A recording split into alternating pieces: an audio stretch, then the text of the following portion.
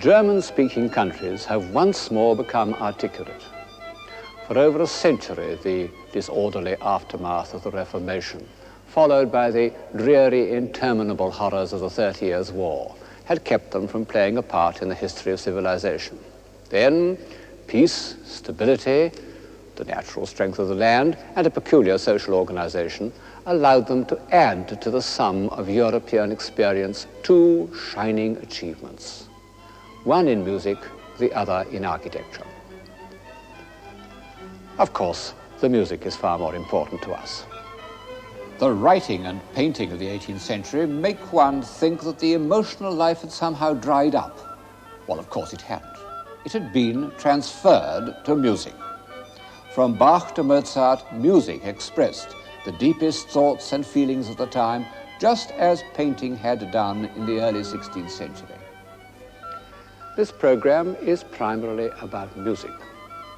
And some of the qualities of 18th century music, its melodious flow, its complex symmetry, its decorative invention, are reflected in its architecture.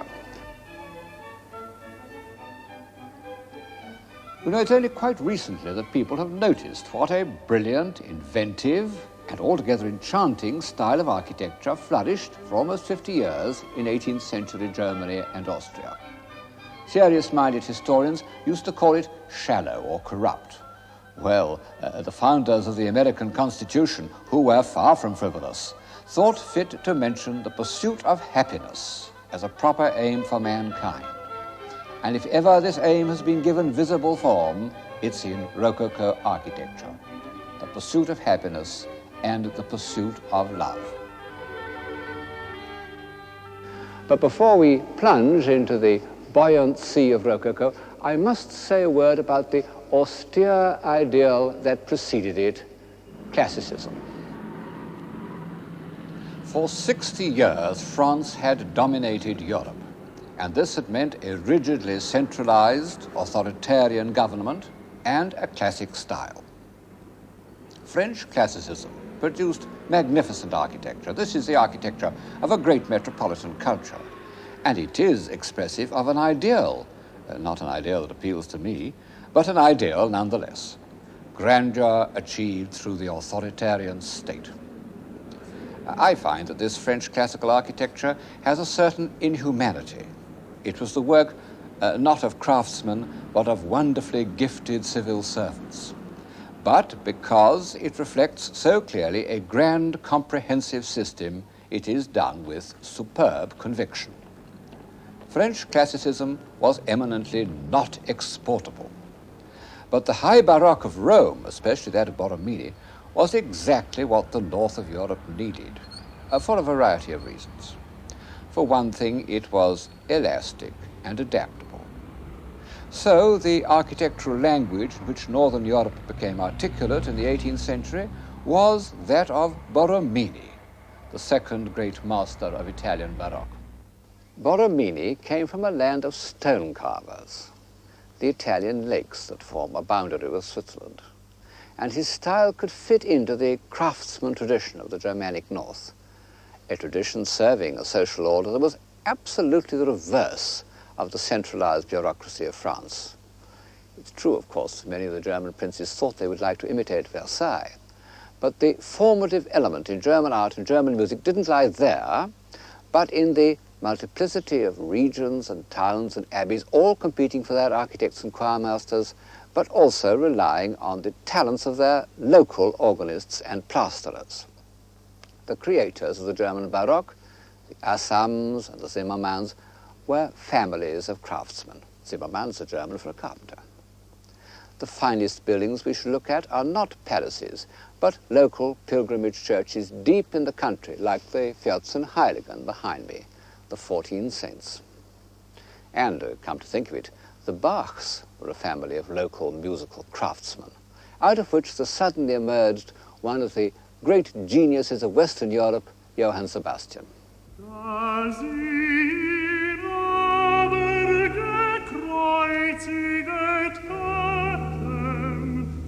Teilten sie seine Kleider und warfen das Los darum, auf das erfüllet würde, das gesagt ist durch den Propheten.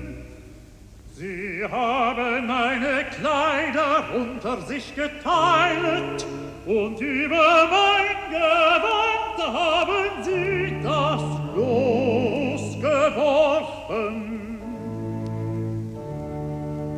Und sie saßen all da und hüteten sein.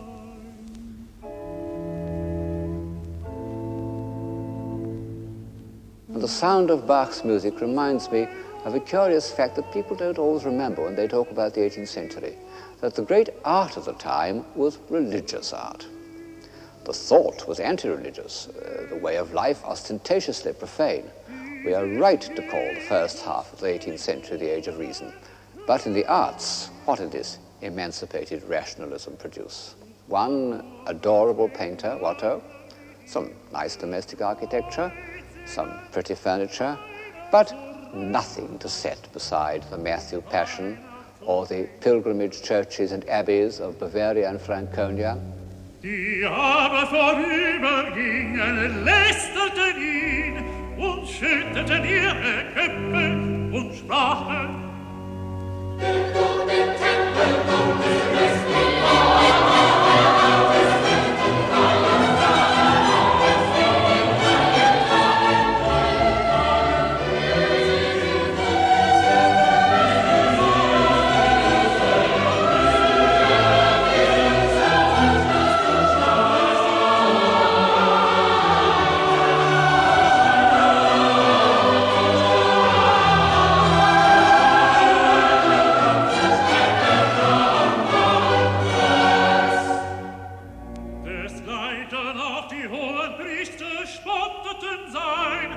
die Schriftgelehrten und Ältesten und sprachen: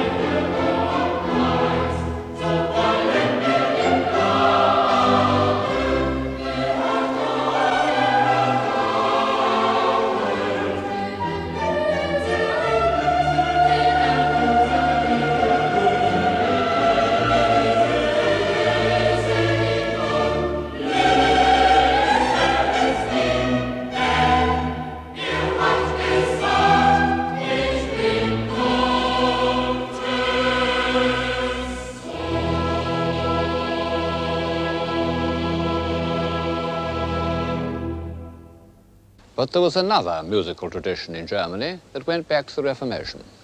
Luther had been a fine musician. He wrote music and sang with, surprisingly enough, a sweet tenor voice. And although the Lutheran reform prohibited many of the arts that civilize our impulses, it encouraged church music. In small Dutch and German towns, the choir and the organ became the only means through which men could enter the world of spiritualized emotion. This organ in the great church at Haarlem was played on by Handel and by Mozart at the age of 10. When the Calvinists, in their still more resolute purification of the Christian rite, prohibited organs and destroyed them, they caused more distress than had ever been caused by the destruction of images. Organs have played a variable role in European civilization. In the 19th century, they were symbols of newly won affluence, like billiard tables. But in the 17th and 18th centuries, they were expressions of municipal pride and independence. They were the work of the best local craftsmen, and organists were respected members of the community.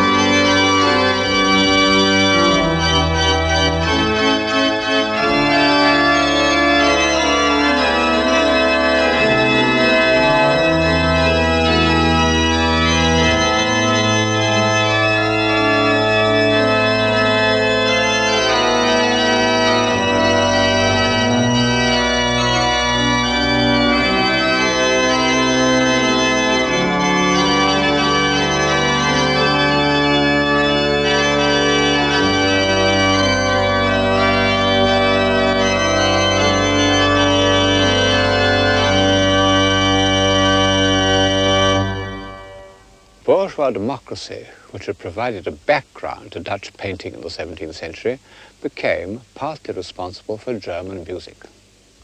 And it was a society more earnest and more participating than the Dutch connoisseurs had been.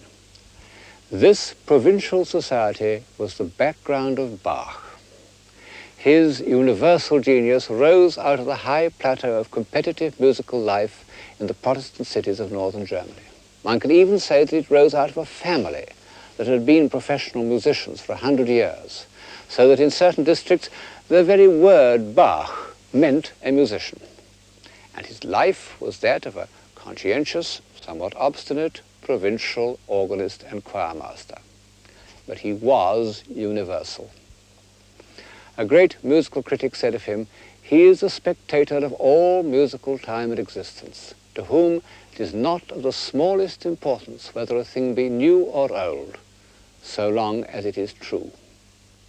And we once more find that we can illustrate Bach's music by contemporary building. This church behind me, the pilgrimage church of the Vierzehnheiligen, was built by an architect who was only 2 years younger than Bach.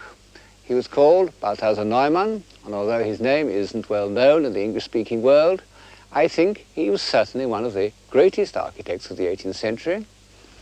Unlike the other builders of German Baroque, he was not primarily a carver or plasterer, but an engineer.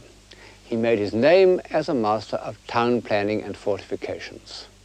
And inside his buildings, just as when we're listening to Bach, we are conscious of a complex plan worked out like the most intricate mathematical problem.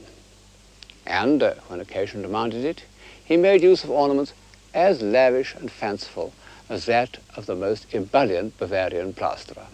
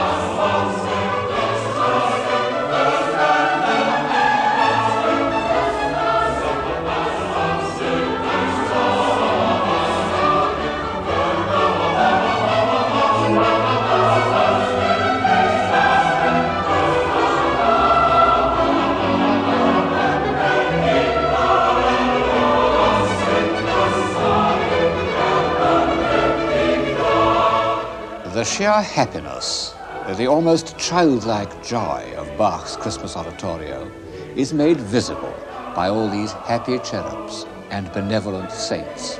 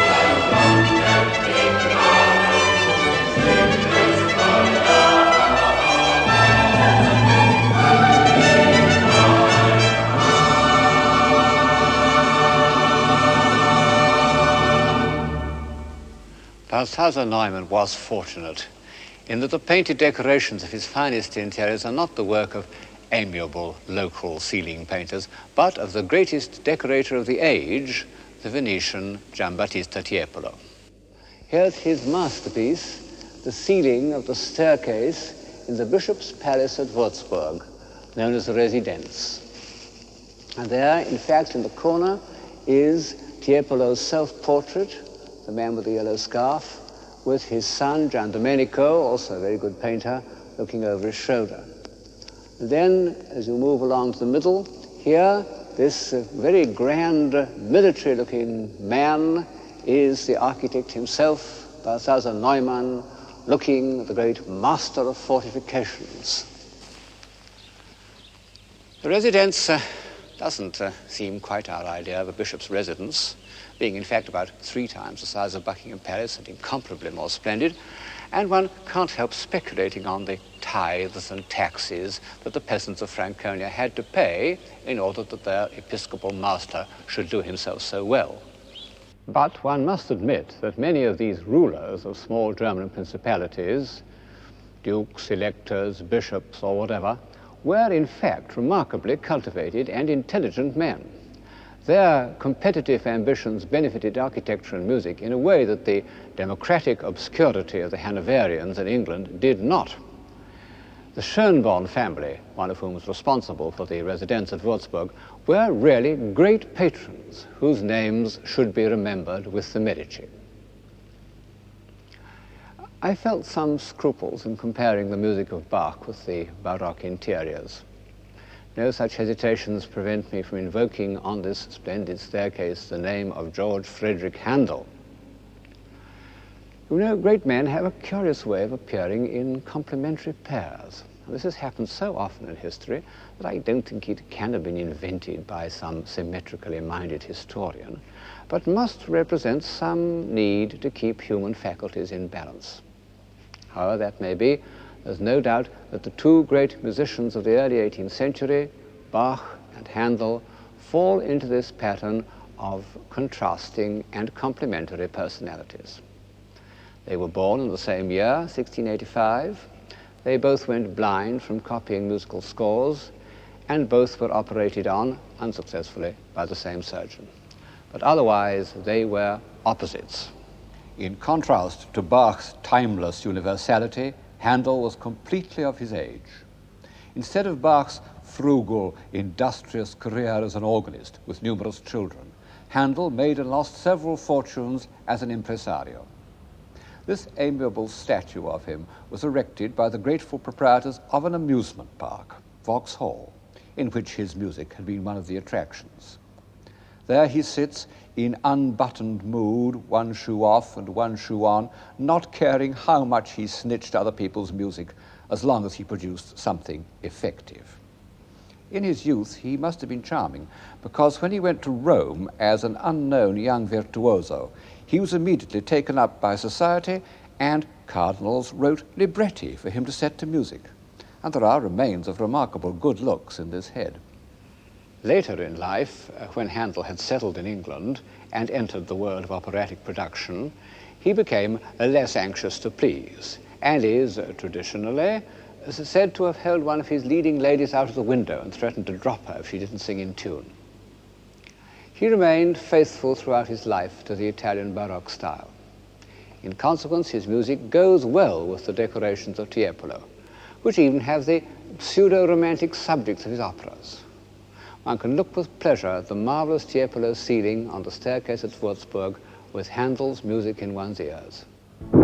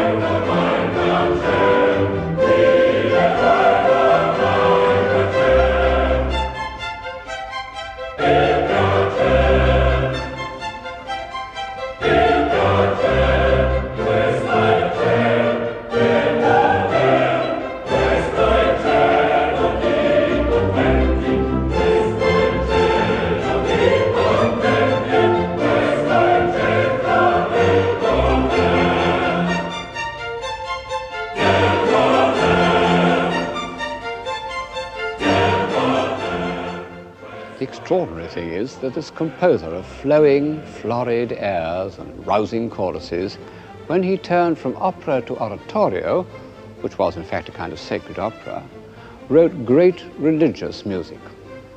Saul, Samson, Israel and Egypt not only contain wonderful melodic and polyphonic inventions, but show an understanding of the depths of the human spirit.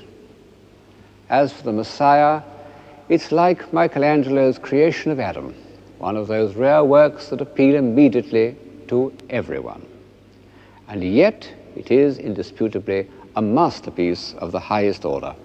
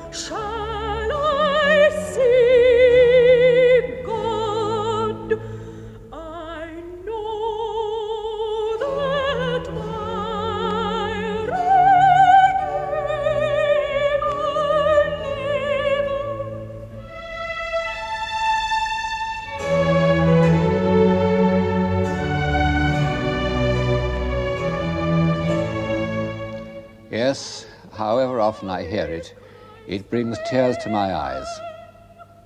In passages like that, Handel is beyond classification. Still, one may reasonably call him a Baroque composer. Now, Baroque first came into being as religious architecture and expressed the emotional aspirations of the Catholic Church. Rococo was to some extent a Parisian invention and provocatively secular. It was, well, superficially at any rate, a reaction against the heavy classicism of Versailles. Instead of the static orders of antiquity, it drew inspiration from natural objects in which the line wandered freely, without symmetry. Shells, flowers, seaweed, vines, especially if they wandered in a double curve. Rococo was a reaction against the academic style, but it wasn't negative. It represented a real gain in sensibility. It achieved a new freedom of association and captured new and more delicate shades of feeling. All this is expressed through the work of one exquisite artist, Watteau. He was born in 1684, the year before Bach and Handel, in the Flemish town of Valenciennes, and he derived his technique from Rubens. But instead of a hearty Flemish acceptance of life, Watteau, who was a consumptive, discovered something in himself that had hardly ever been seen in art before, a feeling of the transitoriness and thus the seriousness of pleasure. He had brilliant gifts. He could draw with the style and precision of a Renaissance artist, and he used his skill to record his rapture at the sight of beautiful girls. What dreams of beauty they are.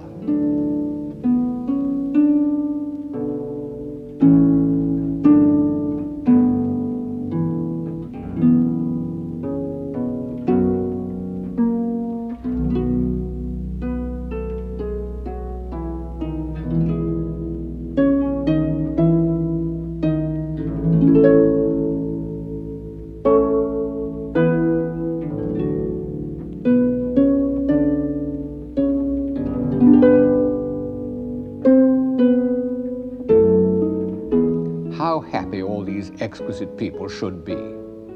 But in the very temple of delight, veiled melancholy hath her sovereign shrine, though seen of none save him whose strenuous tongue can burst joy's grape against his palate fine. No one had a finer palate than Watteau. He can taste every delicate flavor in this open-air dance, where glances suddenly meet. and he's depicted himself not as one of the dancers, but as the bagpipe player, animating the scene with his humble, melancholy instrument. He was, his friend Caylus said, tender and perhaps something of a shepherd, and in this elegant company that he watched so discerningly, he remained the odd man out. And Gilles, the simpleton whose tall white figure rises in isolation from his fellow comedians, is a sort of idealized self-portrait, tender, simple, and yet capable of love and of delicate intuitions. Watteau came on the scene at an incredibly early date in the 18th century. His masterpiece, The Departure from Cytherea, was painted in 1712, when Louis XIV was still alive. And yet it has the lightness and sharpness of a Mozart opera, also the sense of human drama.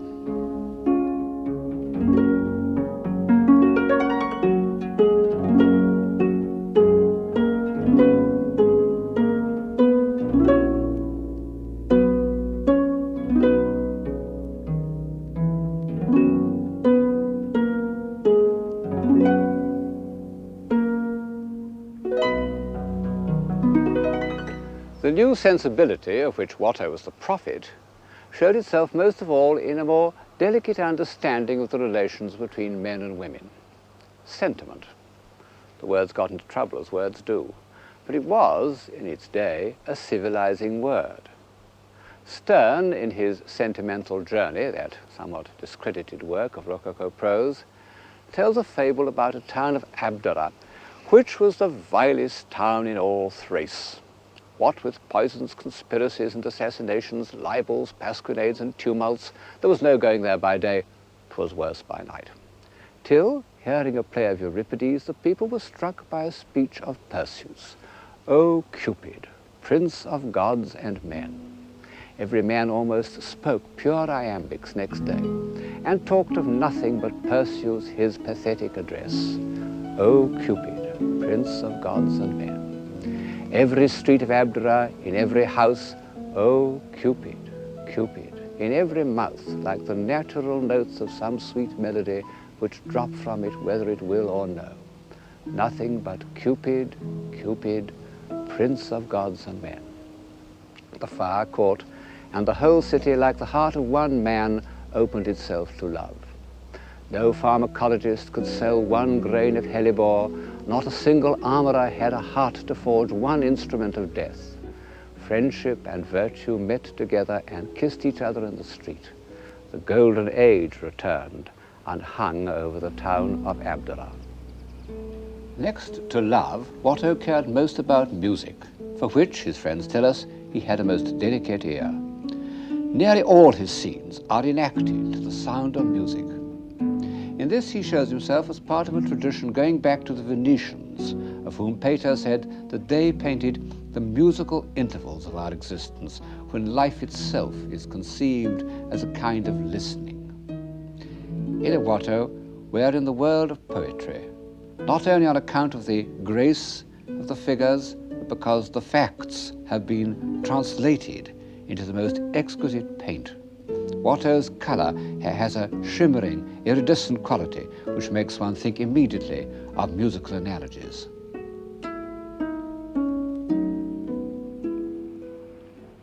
Watteau died in 1721, the same age of Raphael, 37. And by that date, the Rococo style was just beginning to affect decoration and architecture. 10 years later, it had spread all over Europe, producing a style as international as the early 15th century Gothic. Rococo even spread to England, although the native good sense of a fox-hunting society prevented its more extravagant flights.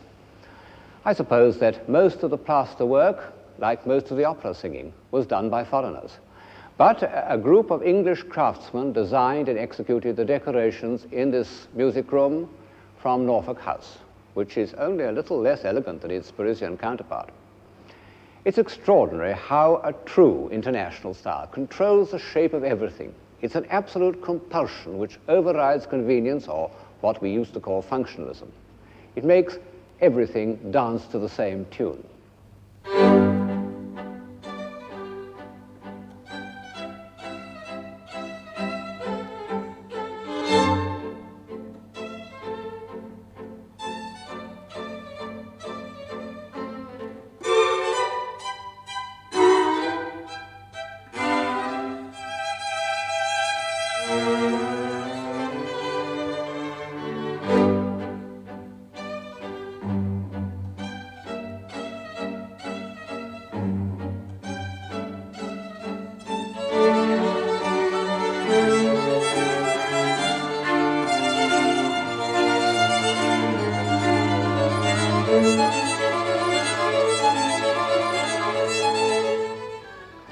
Pater said that all art aspired to the condition of music. I don't suppose he thought of extending this famous dictum to applied art, but it is true of the finest Rococo design. The rhythms, the assonances, the texture have the effect of music and are echoed in the music of the next 50 years.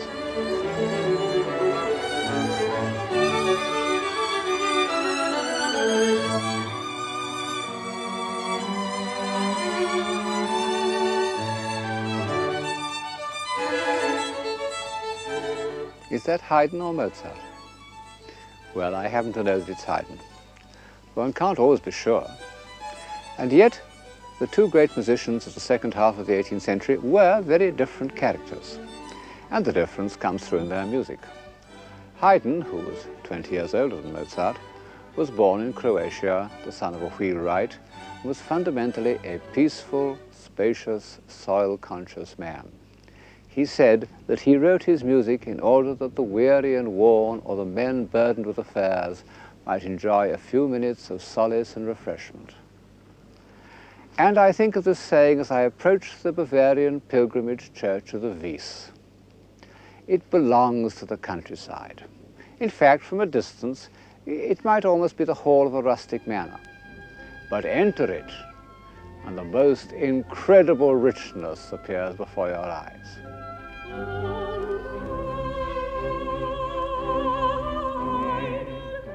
In these Rococo churches, the faithful are persuaded not by fear, but by joy. They're a foretaste of paradise. Sometimes, I admit, rather more like the Mohammedan paradise of the senses than the disembodied paradise of Christianity. Oh, Cupid, Cupid, prince of gods and men. Well, it's always been difficult, even for the saints, to represent spiritual love without having recourse to the symbols of physical love. Creation is the most mysterious of all God's acts. And it is Haydn's creation that comes to my mind as I contemplate the rustic delights of the brothers Zimmermann.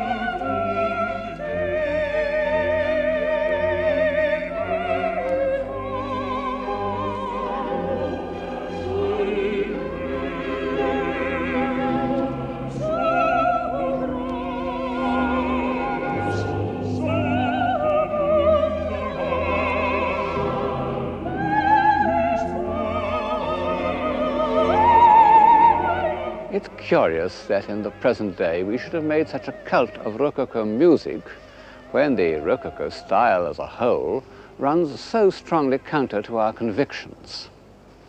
You see, many of the most beautiful Rococo buildings of the 18th century were built simply to give pleasure by people who believed that pleasure was important and worth taking trouble about and could be given some of the quality of art.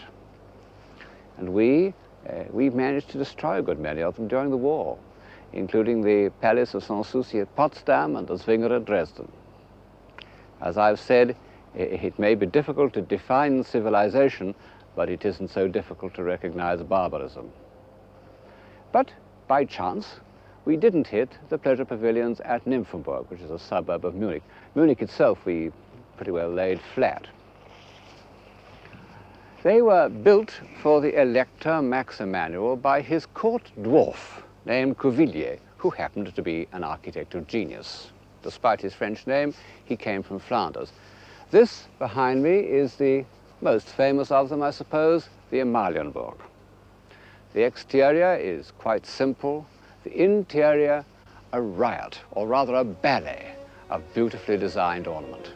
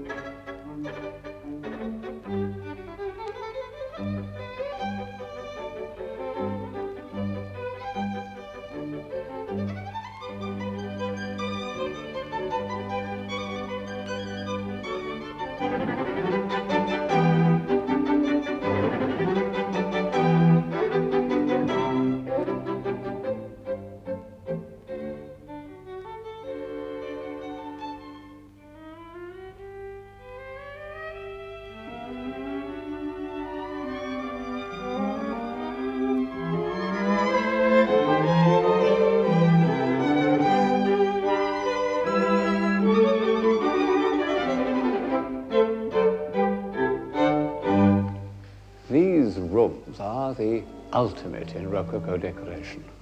And one might say that they bridge the gap between Watteau and Mozart. And yet, to pronounce the name of Mozart in the Amalienburg is dangerous, because it gives color, very pretty color, to the notion that Mozart was merely a Rococo composer. 50 years ago, this was what most people thought about him. The notion was supported by horrible little plaster busts, which made him look a perfect 18th century dummy. I bought one of these busts when I was at school, but when I first heard the G minor quartet, I realized that it couldn't possibly have been written by the smooth white character on my mantelpiece, and I threw the bust into the waste paper basket. I afterwards discovered the portrait by Lange, which, although no masterpiece, does convey the single-mindedness of genius. Of course, a lot of Mozart's music is in the current 18th century style. He was so much at home in this golden age of music, so completely master of its forms, that he didn't feel it necessary to destroy them. Indeed, he loved the clarity and the precision and the mathematical perfections of the late 18th century style.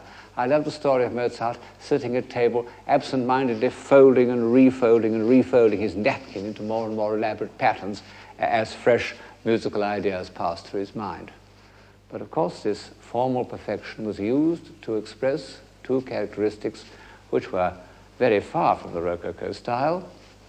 One of them was that peculiar kind of melancholy, a melancholy amounting almost to panic, which so often haunts the isolation of genius. And Mozart felt it quite young. And the other characteristic was almost the opposite, a passionate interest in human beings and in the drama of human relationships. How often in Mozart's orchestral pieces, concertos, quartets, symphonies, we find ourselves participating in a drama or dialogue. And of course, this feeling reaches its natural conclusion in opera.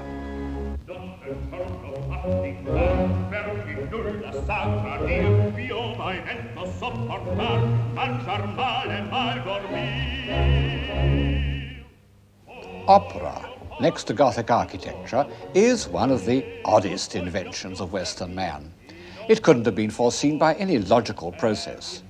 Dr. Johnson's much-quoted saying, which as far as I can make out he never said, "An extravagant and irrational entertainment," is perfectly correct.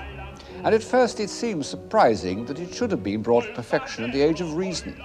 But just as the greatest art of the early 18th century was religious art, so the greatest artistic creation of the Rococo is completely irrational. gentiluomo, e non voglio più servir, e non voglio più servir, no, no, no, no, no, no, non voglio più servir.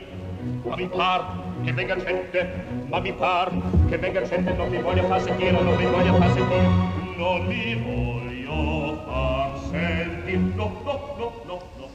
Of course, opera had been invented in the 17th century and made into a form of art by the prophetic genius of Monteverdi. It came to the north from Catholic Italy, and it flourished in the Catholic capitals, Vienna, Munich, Prague. Indignant Protestants used to say that Rococo churches were like opera houses. Quite true, only it was the other way around. As you can see, this enchanting opera house in Munich, built by the dwarf architect Cuvillier, is exactly like a Rococo church. One can almost say that opera houses came in when churches went out.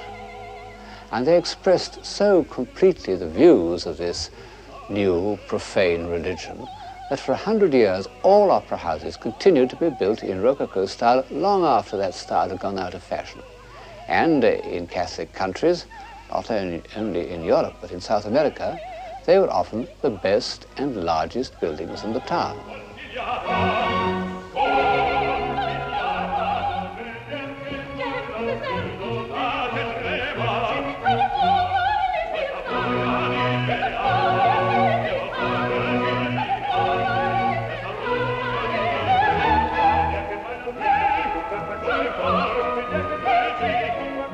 As Don Giovanni assaults Donna Anna, her father, the commendatore, comes down the stairs.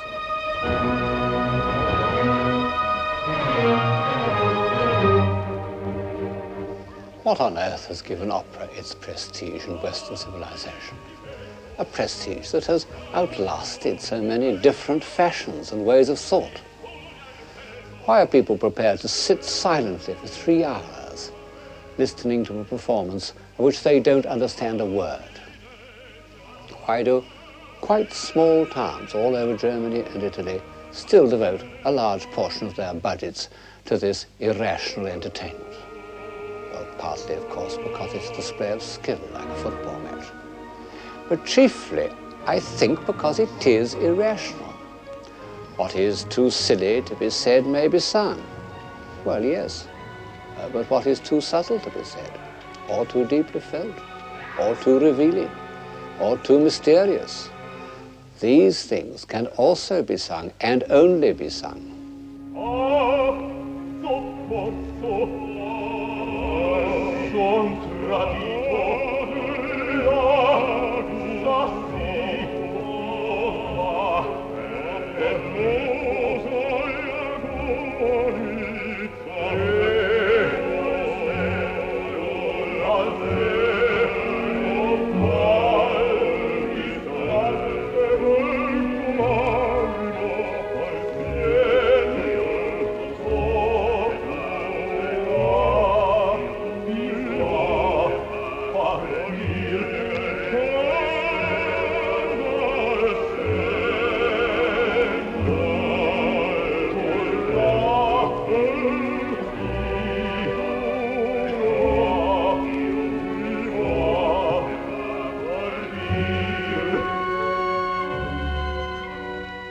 No wonder that the music's rather complicated, because even today our feelings about Don Giovanni are far from simple. He's the most ambiguous of hero villains. The pursuit of happiness and the pursuit of love, which had once seemed so simple and life-giving, have become complex and destructive. And his refusal to repent, which makes him heroic, belongs to another phase of civilization.